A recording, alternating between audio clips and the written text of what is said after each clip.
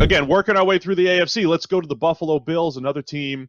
That's right, Bills fans. We like a lot of what you guys have done this offseason. We've talked quite a bit about their receivers, what they've done there. I wrote an article about all of the top supporting casts for the last 2 years of first-round quarterbacks. I ranked Josh Allen and the Bills number one, the best supporting cast out of all of the last couple-year first-round quarterbacks because of their receiving options, because they've crept back toward average on the offensive line. As far as needs, we wrote down we're looking at more edge defender depth, some youth at that position, a little bit more O-line depth, something they've done a nice job at that could still get a little bit better, and then yet another pass-catching option, because I think even at tight end, Dawson Knox, he flashed some skills there, but I also don't think you can have too many playmakers or even a big-bodied wide receiver option to go with some of the smaller guys that they have over there. What are your thoughts on the Bills? Yeah, I think they put themselves in a really nice position with the moves they have made, because now we're talking about basically depth, right? They've reached the point where they filled all of the glaring needs on the team, and they're heading into the draft just basically needing to, upgrade where they find value or to get improved depth where they don't have it. And that's a great spot to be in. That's the purpose of free agency in the period of team building before drafts, is to patch up all of the massive problems and leave yourself being able to pick the best player available every time your draft spot comes up. So yeah, I think pass rush again is another situation where you can never really have too many players, and they don't have that many guys that are young enough that can be significant factors. So I think pass rush is definitely a spot. And yeah, I think the rest of it is depth, and that's a great bit of team building to this point. The problem with pass rushers, so they obviously don't have a first round pick because of the trade for Stephon Diggs. If we're talking about pass rushers that could be there in the second round, Julian Okwara, he might be a little undersized for what they want. The Notre Dame really explosive edge defender. Kayvon Chason should be going in the first round, even though he's number 46 on our board. If you went by our board value, Chason would be a good player and a good fit there. He's got some Jerry Hughes type of qualities to him, but I don't think he'll be there at that point. Darrell Taylor from Tennessee could be a guy to keep an eye on. Interesting what the Bills have done with their defensive line, though. Ed Oliver, they drafted first round last year. Star Lotulelei is there. And then they just brought in Quentin Jefferson and Vernon Butler. They are deep now on the defensive interior, still have Harrison Phillips.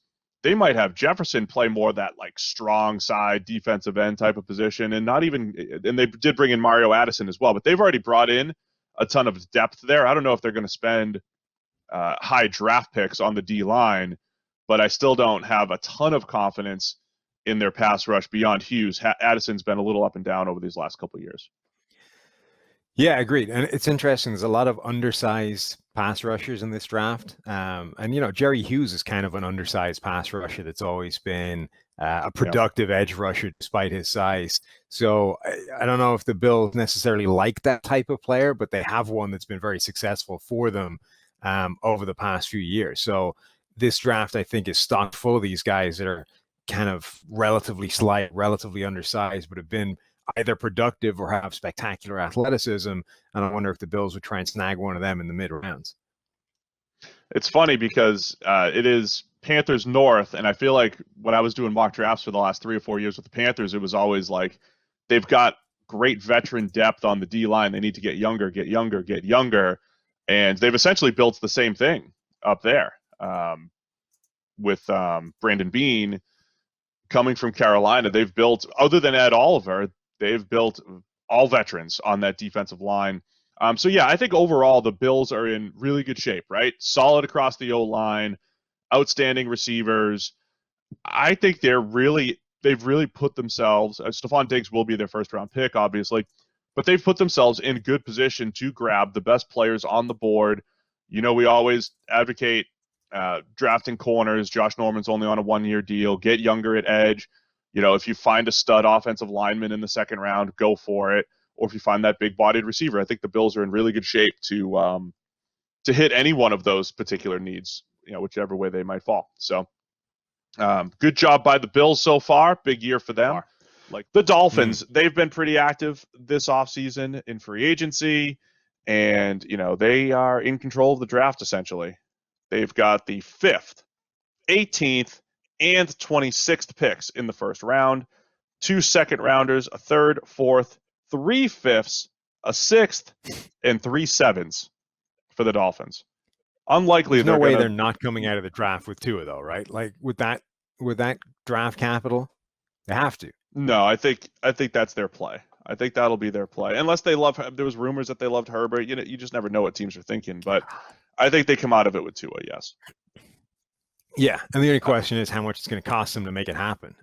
What's interesting is when you look at the guys they added a ton of them, but how much better did they actually get? Byron Jones, I think, is the marquee signing. That's a big impact playmaker that could potentially change the dynamic of that secondary. But then Eric Flowers, Jordan Howard, Shaq Lawson, Ted Karras, Kyle Van Noy, Emmanuel Ogbah, Adrian Colbert. Like it's not propelling this team dramatically in a direction necessarily. No, but you know what this one reminds of? It's like New England's done a really good job with their middle class. The problem here is that these middle class guys were probably all overpaid. The Emmanuel Ogbahs and Eric Flowers of the world, and it's what you invested in these guys. If you just said, hey, these guys all came in on reasonable contracts, and I'm like, wow, Ted Karras comes in, that's a good step in the right direction. Ogbah's a good rotational player. They bring in Kyle Van Noy to a familiar system to play a familiar role. Okay, that's a potential win. And then, okay, we broke the bank for Byron Jones. Great. We have Jones and Howard, and that's a step forward at corner. The problem is I think they paid a lot of money for these guys. Yes. The Dolphins and the Lions both feel like they're just trying to do a bad imitation of what worked in New England. It's like we'll get New England guys, we'll pay them a lot of money because we know they work. But the whole point of those New England guys, that middle class, is that they were able to assemble those guys for peanuts, and it functioned because you had Brady and Belichick for 20 years. Like you can't just go, well, okay, we'll take the non-consequential part of what was working in New England, make it worth a lot more money by paying it more, and then try and fix the thing that was like the keystone to the whole thing by drafting a Tua or whatever. Like it seems like they're both just going about this in the wrong way. Yeah, I hear you, man. It's not. I think there's something to the familiarity aspect of it, but the way you laid it out, which is like, okay, I still think Brady's the foundation, and Belichick is on top of that, and then everything else is kind of like, hey, they made some other pretty good decisions, but it's more like the run game to the Belichick and Brady owning the pass game type of deal. So Dolphins need a quarterback of the future. I think they're going to package picks to go get Tua. Great. That should be the move if they have to do it. Then it's offensive line and safety that we looked at for, other, potential holes. I like Eric Rowe as a safety, not necessarily as a corner for the Dolphins, but Rashad Jones is gone. O-line is still a disaster as long as Julian Davenport is out there. We could have Julian Davenport and Eric Flowers playing football right next to each other next year.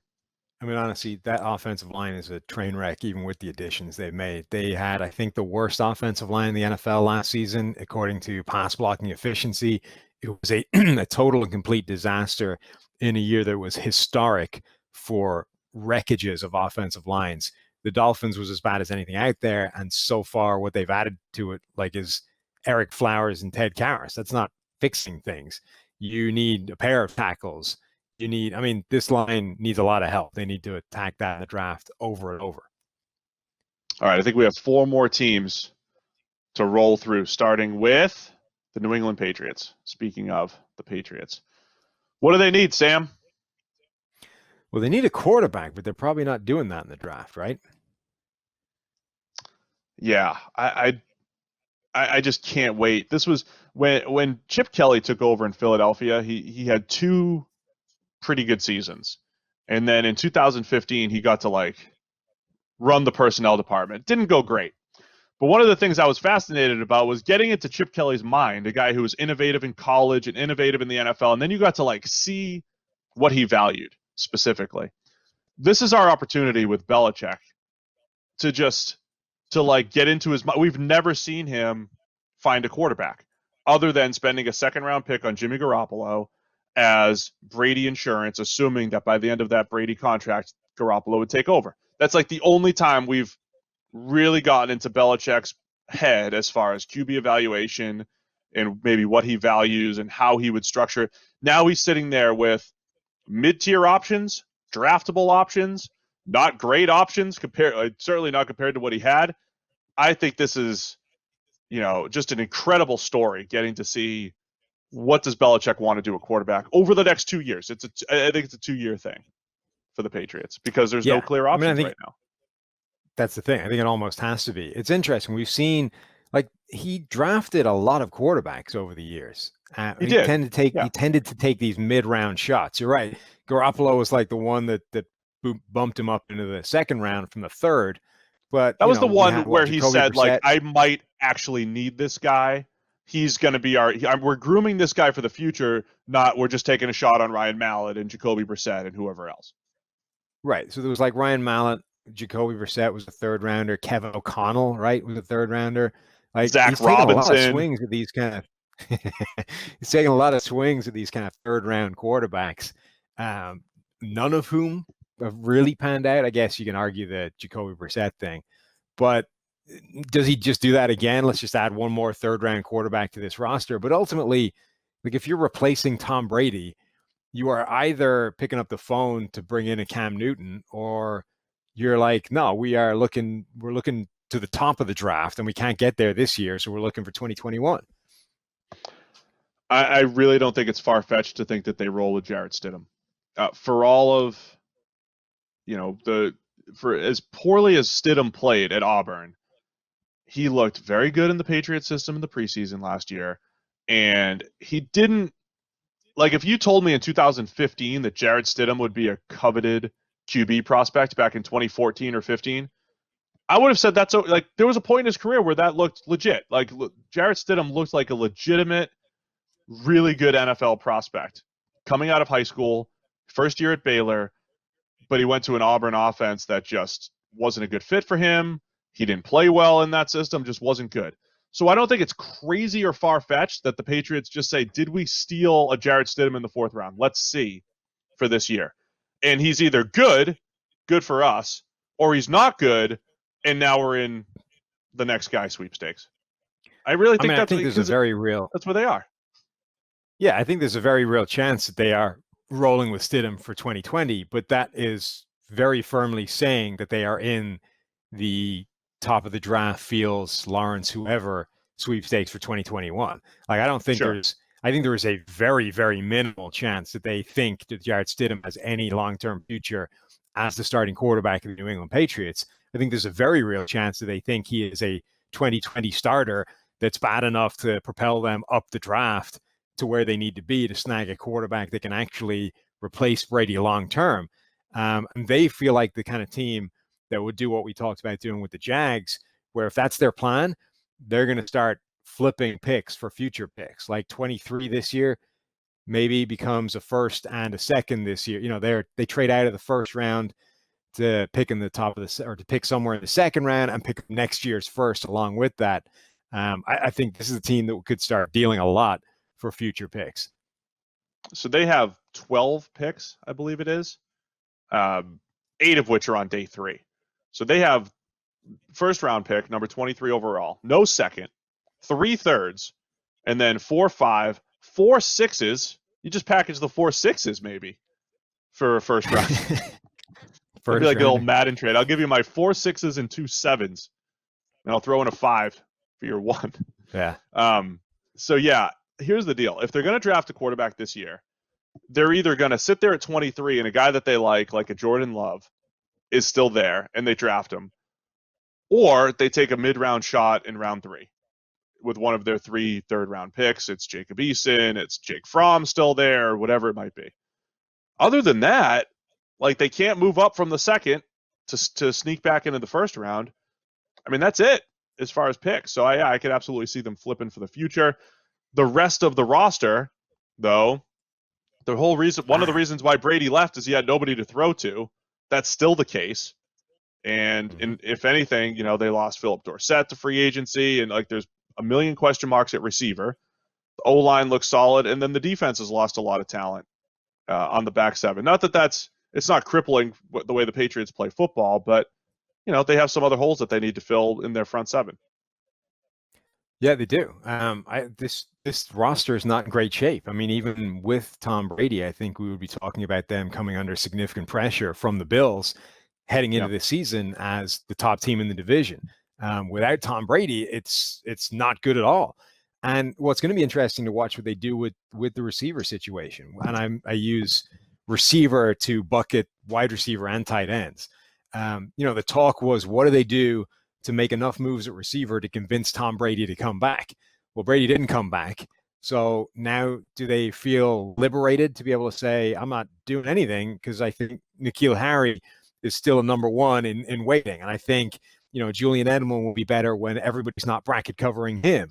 And Mohamed Sanu won't be injured this year, so he'll be better. Like, do they basically do what the 49ers secondary thing and say, no, look, we like the guys that are here. They got screwed last year through injury and circumstance.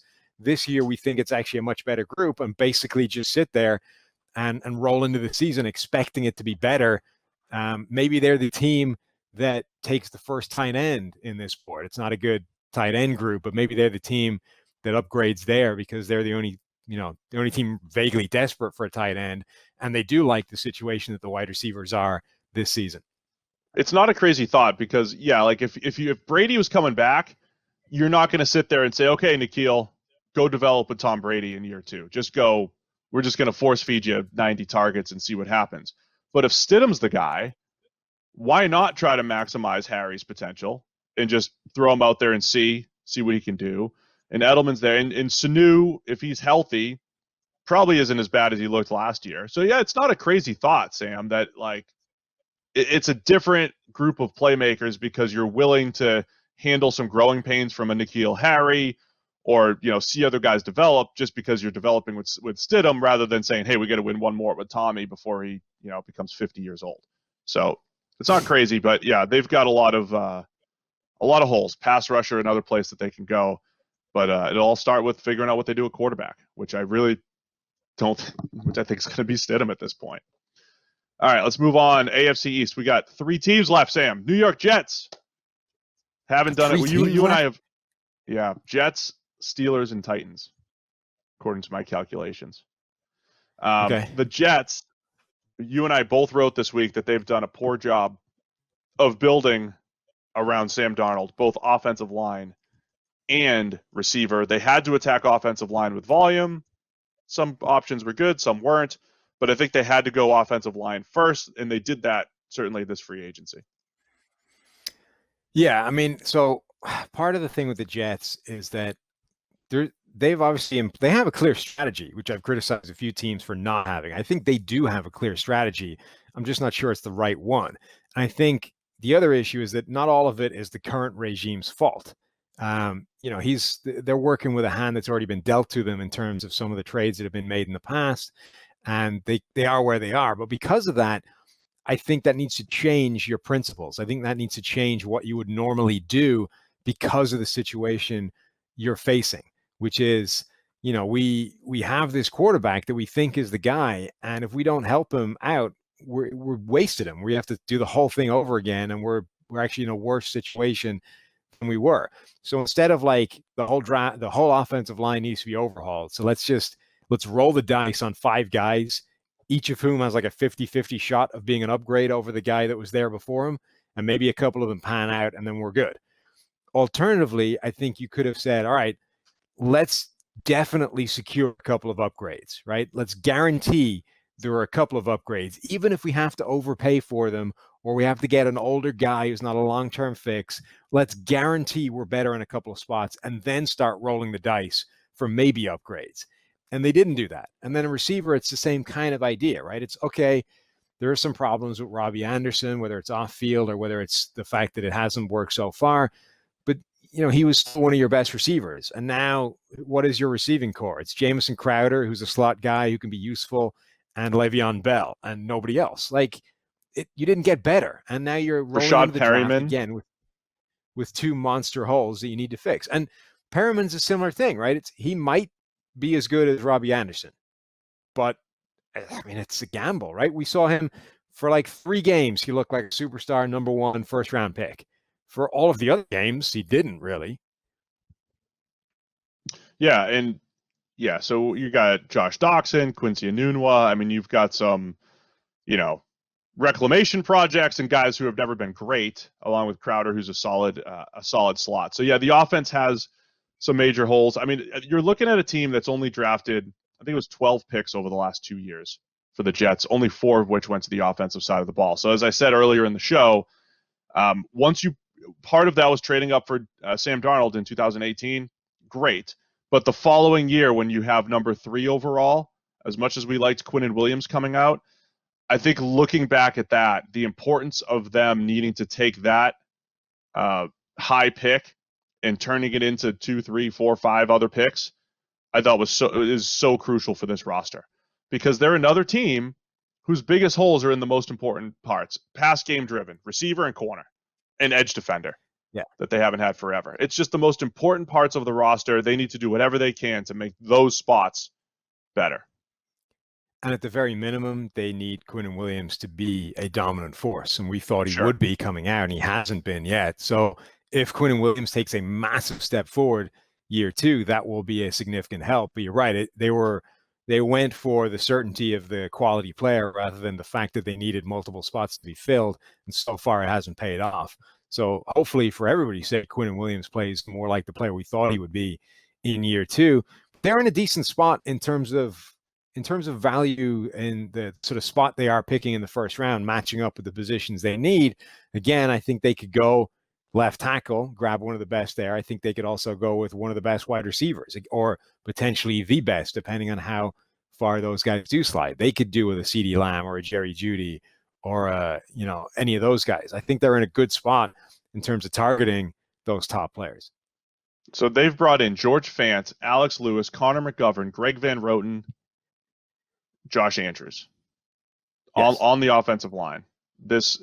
I wonder if they're still going to take a tackle that high, or if they say, look, they should. We're going to do all that in free agency. Now we have to go receiver. And if they grab a Jeudy or a Lamb there, I wouldn't hate that. That group of 5 players has combined for 1 season of PFF grade north of 70. Yeah, I understand. It's not great. The concept of attacking it through volume, I like, because if you get 2 or 3 good ones out of there, great. But the percentages are low given the guys that they brought in. That's the only issue. So yeah, I think they're in the market. They're tackle or receiver at 11. So the thing is, they could get one of the top tackles at 11 and it's still a pretty good receiver at 16, the 16th pick of the second round.